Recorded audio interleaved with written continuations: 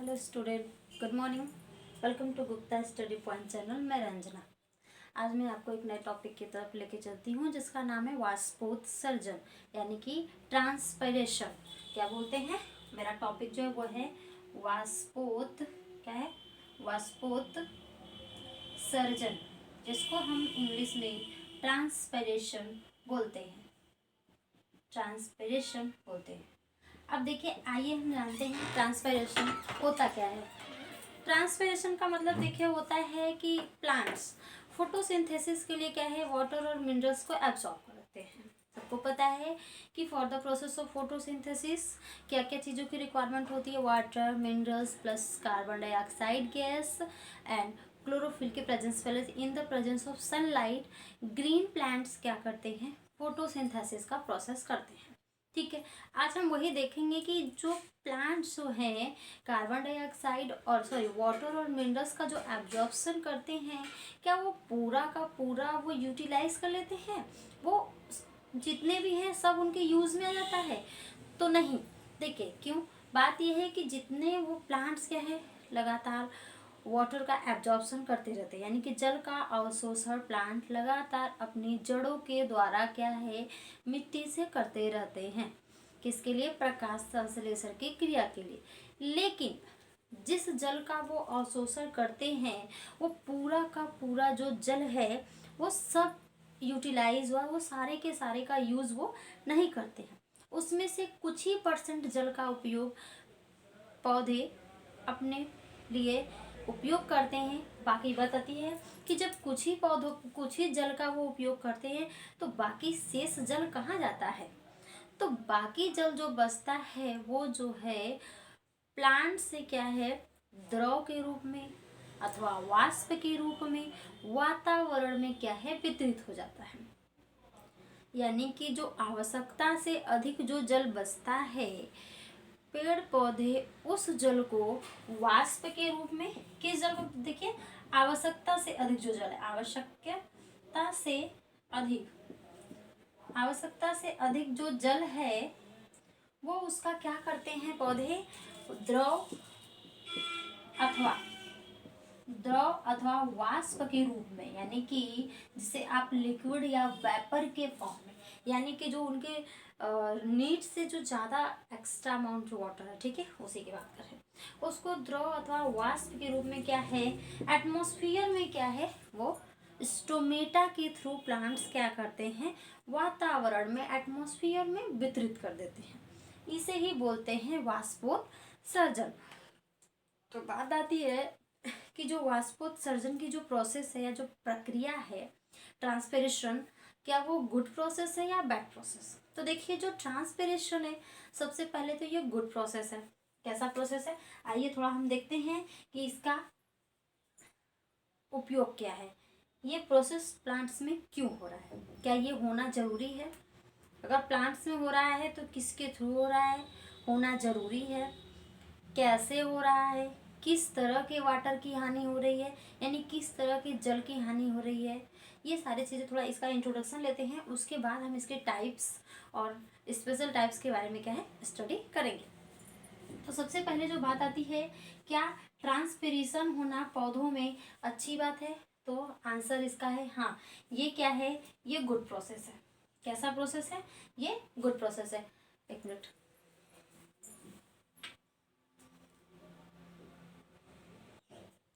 हाँ, तो ट्रांसपायरेशन क्या है? ट्रांसपायरेशन एक गुड प्रोसेस है, यानी कि पौधों में वाष्पोत्सर्जन का होना ये क्या है? अच्छी बात है। This is a good process. ठीक है, ठीक है, ये अच्छी बात है। यानी अगर अब बात आती कैसे अच्छी बात है, अब देखिए आप खुद ही, अगर वाष्पोत्सर्जन का प्रोसेस, ट्रांसपायरेशन का प्रोसेस नहीं होगा तो लगातार जो जल का अवशोषण हो रहा है और उसमें से पौधे कुछ ही पानी को यूटिलाइज कर पा रहे हैं। अब ये बात आती है कि वो वाटर को वो प्लांट्स कब यूटिलाइज कर रहे हैं? दिन के समय। दिन के समय क्यों ही? क्योंकि सनलाइट के प्रेजेंस में ही कौन सा प्रोसेस होता है? प्रकाश संश्लेषण की जो प्रक्रिया है, प्रकाश संश्लेषण की जो प्रक्रिया है वो दिन में ही होती है। और आपको ये बात पता है कि जब तक फोटोसिंथेसिस होगा, प्रकाश संश्लेषण होगा, तभी पौधे पानी का यूज़ करेंगे और उस वाटर का यूज़ करेंगे। अब क्या क्या होता है फोटोसिंथेसिस में आपको पता है, ये पिछले वीडियो में जाके देख सकते हैं। ठीक है, तो जब प्रकाश संश्लेषण का प्रोसेस दिन में ही हो रहा है तो वाटर का यूज उतना, उसके अलावा अगर प्लांट्स करें तो जितना उनको रिक्वायरमेंट है उतना ही लेंगे। लेकिन यहाँ क्या है, लगातार रूट वाटर और मिनरल्स को एब्जॉर्ब कर रहा है, यहाँ आवश्यक यूज तो कमी हो रहा है। तो अगर उस आवश्यकता से अधिक जल को जब वो बाहर नहीं निकालेंगे तो प्लांट डेड एंड डीके हो जाएंगे कि नहीं, पौधे मरेंगे, सड़ेंगे, गलेंगे। तो उस आवश्यकता से अधिक जल को जब पेड़ पौधे अपने अंदर से बाहर नहीं निकालेंगे तो बताइए ये पौधे खराब हो जाएंगे, डेड एंड डिकेइंग हो जाएंगे। इसलिए वाष्पोत्सर्जन का होना अच्छी बात मानी जाती है। बात समझ आ गई। दूसरी बात, अब बात आती है कि इसमें किस प्रकार के जल की हानि होती है, यानी which types water are loss in the process of transpiration, which types of process are loss. तो इसमें किस टाइप के जल की हानि होती है, प्योर वाटर होता है। कैसा वाटर होता है, प्योर वाटर होता है। बात समझ में आ गई। यानी कि प्रकाश संश्लेषण की क्रिया में जिस जल की हानि होती है वो जल क्या होता है, शुद्ध जल होता है। बात समझ में आ गई। तीसरी बात आती है कि देखो किसके द्वारा होता है। ठीक है, प्रकाश संश्लेषण की क्रिया किसके द्वारा होता है, तो प्रकाश संश्लेषण की क्रिया के लिए पौधों की पत्तियों में एक बड़ा ही महत्वपूर्ण सेल पाया जाता है। पौधों की पत्तियों में बहुत महत्वपूर्ण कोशिका पाई जाती है।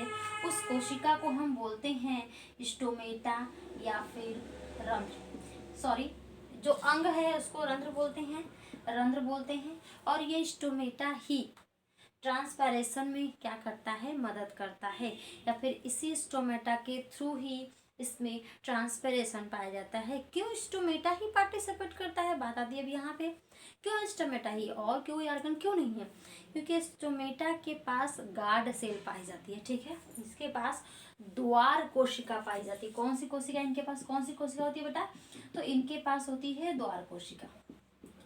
इनके पास द्वार कोशिका यानी कि गार्ड सेल क्या है, स्टोमेटा में प्रेजेंट होता है। ये जो गार्ड सेल है, जब सनलाइट के प्रेजेंस में ये गार्ड सेल ओपन हो जाता है। ठीक है, सनलाइट के समय ये गार्ड सेल क्या है, ओपन हो जाता है। तो एक पॉइंट और क्लियर हो रहा है कि सनलाइट जब, जैसे in the presence of sunlight, that means कि in the during day time, दिन के समय ही ये प्रक्रिया होती है। क्यों दिन के समय ही ये प्रक्रिया होती है, क्योंकि जो गार्ड सेल है, जो द्वार कोशिका है, वो दिन के समय खुलती है। किसके उपस्थिति में, सूर्य के प्रकाश की उपस्थिति में। तो बात आती है कि वाष्पोत्सर्जन की प्रक्रिया किस समय होती है बच्चा, तो ये दिन में होती है। ठीक है, during day time, during day time. Okay, during day time क्या है, वाष्पोत्सर्जन की प्रक्रिया होती है। अब उसके बाद एक और बड़ा इंपॉर्टेंट क्वेश्चन पूछता है ये कि वाष्पोत्सर्जन में, ट्रांसपायरेशन में किस प्रकार का आयन पार्टिसिपेट करता है, किस प्रकार का आयन पार्टिसिपेट करता है। तो इसमें जो आयन पार्टिसिपेट करता है उसको हम बोलते हैं पोटेशियम आयन। उसको क्या बोलते हैं, पोटेशियम आयन। ठीक है, पोटेशियम आयन K+ आयन क्या है, पार्टिसिपेट करता है वाष्पोत्सर्जन का प्रोसेस होने के लिए। बात समझ में आ गई। तो ये हो गया, ये चार जो बातें हैं बहुत ही इंपॉर्टेंट बातें हैं।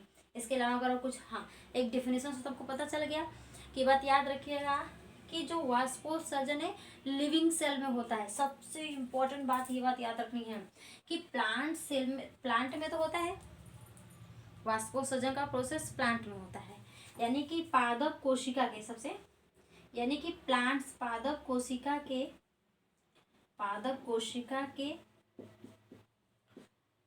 ठीक है, प्लांट सेल के पादप कोशिका के जीवित वायवीय वाले भाग से, कौन सा बात है, जीवित वायवीय, यानी जीवित पौधे, सीधे आप लिखे पादप कोशिका के जीवित भाग से, प्लांट सेल का जो जीवित, या सीधे प्लांट सेल ही अगर आप लेंगे, अगर यहाँ भी कंफ्यूजन हो तो आप सीधे तुम बोल दीजिए लिविंग प्लांट सेल। यानी कुछ प्लांट जैसे कहते हैं ना सर्कल के डेड हो गए हैं, डेकइंग हुए, तो उसमें आप बोलिए कि ट्रांसपेरेशन हो रहा है, तो नो, उधर ट्रांसपेरेशन नहीं हो रहा है, ठीक है, वहाँ और प्रोसेस होता है, वो दूसरा हम बताएंगे। यानी कि ट्रांसपायरेशन केवल जीवित पादप कोशिकाओं में होता है। किस प्रकार कोशिकाओं में होता है? तो जीवित पादप कोशिकाओं में, ठीक है, जीवित पादप को यानी कि लिविंग प्लांट सेल्स, समझ में आ गया? लिविंग प्लांट सेल्स में ही केवल वाष्पोत्सर्जन होता है। ये 5 बातें जो है बहुत इंपॉर्टेंट थी, ठीक है। किस में होता है? लिविंग प्लांट सेल्स में, जीवित पादप कोशिकाओं में। ये होना अच्छी बात है, this is a good process, okay. शुद्ध जल की हानि होती है इसमें। किस जल की हानि होती है? तो प्योर वाटर की हानि होती है, यानी प्योर वाटर लॉस होता है। कब होता है ये प्रोसेस? दिन में होता है। पोटेशियम आयन, किस प्रकार का आयन? ये जो गार्ड सेल है ना, इस गार्ड सेल के ओपन होने और क्लोज होने में, यानी कि अभी आप पढ़ेंगे सिस्टम, जब स्टोमेटल रिस्पिरेशन पढ़ेंगे, ट्रांसपिरेशन पढ़ेंगे, तो आपको पढ़ना होगा opening and closing of stomata. तो इस द्वार कोशिका के बंद होने और खुलने में ये जो पोटेशियम आयन है बड़ा ही इंपॉर्टेंट रोल प्ले करता है। इसीलिए क्वेश्चन सीधा बनता है कि which types ion are participate in the process of transpiration? तो पोटेशियम आयन, ठीक है, यानी कि वाष्पोत्सर्जन की क्रिया में किस प्रकार का आयन भाग लेता है? तो आयन का नाम है पोटेशियम आयन, Ka+ आयन, ठीक है। तो अब देखिए बच्चों, ये तो हो गए लिविंग्स। तो बात आती है कि पौधों से जल की हानि होती है, लेकिन यहाँ कभी कभी कुछ जगह ऐसे, ये तो किसी प्लांट सेल के लिविंग पार्ट, किसी लिविंग प्लांट सेल के, लेकिन अब कहते हैं कि ऐसे इसके अलावा भी बहुत जगह से जो वाटर की हानि होती है, तो हमें वो भी जानना है। एक बात और यहाँ से बता खत्म करते हैं कि इसमें जो आप पॉइंट कर लीजिएगा, 1 2 3 करके लिख लीजिएगा। इसमें देखिए जो जल होता है किस फॉर्म में एटमॉस्फेयर में जाता है? तो ये वाष्प के रूप में जाता है। किस फॉर्म में जाता है? वेपर के फॉर्म में एटमॉस्फेयर में क्या है, ये वितरित हो जाता है। किस फॉर्म में जाता है? तो वेपर के फॉर्म में होता है, ओके। यानी कि जो जल की हानि हो रही है शुद्ध जल है, तो वो शुद्ध जल किस फॉर्म में एटमॉस्फेयर में जा रहा है? तो वेपर के फॉर्म में जा रहा है, वाष्प के रूप में जा रहा है, ठीक है। तो ये हो गई ट्रांसपायरेशन की बात, हो गई जो जीवित पौधे से हो रहा है, लिविंग प्लांट से हो रहा है। लेकिन अभी कुछ प्लांट्स ऐसे हैं जो डेड हो गए हैं, लेकिन जैसे ही अच्छी खासी धूप हो रही है, उनको हवा मिल रहा है, तो वहां से भी वो सूख जाता है। उसमें कभी पानी कहाँ गया? तो वहां पे जो प्रोसेस अप्लाई होता है वो अलग प्रोसेस होता है। उस प्रोसेस को हम दूसरा नाम देते हैं, उस प्रोसेस को हम बोलते हैं वाष्पन। इसको रब करते हैं, आप नोट डाउन कर लिया, वीडियो पॉज करके लिख लीजिएगा, नोट्स बनाते चलिएगा। उसको बोलते हैं, यानी कि जब किसी वस्तु, किसी स्थान, यानी किसी प्लेस आर थिंग से द लॉस ऑफ वाटर होता है, यानी कि यदि किसी वस्तु या स्थान से जल की हानि होती है, तो उस प्रकार के जल की हानि को हम क्या नाम देते हैं? वाष्पन। क्वेश्चन बनता है, इन दोनों में डिफरेंसेस पूछते हैं, write the 4 differences between vaporization and transpiration. वाष्पन को हम बोलते हैं वेपराइजेशन, ठीक है। वाष्पन होता क्या है? जब किसी वस्तु या स्थान से जल की हानि जलवाष्प के रूप में होती है, तो उस प्रकार की प्रक्रिया को या इस प्रक्रिया को हम वाष्पन कहते हैं, ठीक है। और वाष्पन की प्रक्रिया में किसी भी प्रकार की कोशिका या कोई अंग पार्टिसिपेट नहीं करता। अब भैया लिविंग सेल में ही कोई सेल पार्टिसिपेट करेगा ना। वाष्पन में क्या है? वेपराइजेशन हुआ, एटमॉस्फेयर में हवाएं चली, वो आपका वेपर जो वाटर है वेपर के फॉर्म में एटमॉस्फेयर में चला जाएगा। बात समझ आ गई? तो when any place or things, यानी किसी प्लेस आर थिंग्स वाटर का जो loss in the form of vapour होता है, that process are called vaporization, okay. Vaporization की प्रोसेस में किसी भी प्रकार का एक्सटर्नल जो ऑर्गन्स या कोई सेल कुछ पार्टिसिपेट नहीं करता। आप खुद ही सोचिए ना, किसी वस्तु या किसी स्थान पे कोई ऐसा है नहीं, वो सीधे उस स्थान से वाटर का लॉस हो जाता है। आप कपड़े भिगो के डालते हैं बाहर, उसको 1 घंटे बाद 2 घंटे बाद देखिए नमी उसमें वो क्या है सूख जाते हैं। पानी कहाँ गया उसमें, वेपर के फॉर्म में एटमॉस्फेयर में गया। तालाब बरसात जाड़ों के दिन में भरे रहते हैं, गर्मी में सूख जाते हैं, पानी कहाँ गया, वेपर के फॉर्म में एटमॉस्फेयर में गया। इसी को ही बोलते हैं वेपराइजेशन। ठीक है, ये हो गया आपका वाष्पन और वाष्पोत्सर्जन। अब हम 1 बाई 1 क्या है डिटेल डिस्कस करेंगे कि पहले वाष्पोत्सर्जन के बारे में जानेंगे, ठीक है, वाष्पन के बारे में थोड़ा जानेंगे। अभी तो ये दोनों का क्या हो गया इंट्रोडक्शन। अब मेरा नेक्स्ट वीडियो जो होगा टाइप्स ऑफ वाष्पोत्सर्जन यानी वाष्पोत्सर्जन के प्रकार या फिर टाइप्स ऑफ ट्रांसपिरेशंस के बारे में हम पढ़ेंगे। कितने टाइप्स के होते हैं, हर पानी कहाँ यूज होता है, कैसे, कितने लॉस ऑफ वाटर होते हैं, ये सारी चीज़ें देखेंगे। आज के लिए इतना ही, धन्यवाद। वीडियो को लाइक और सब्सक्राइब करना ना भूलें।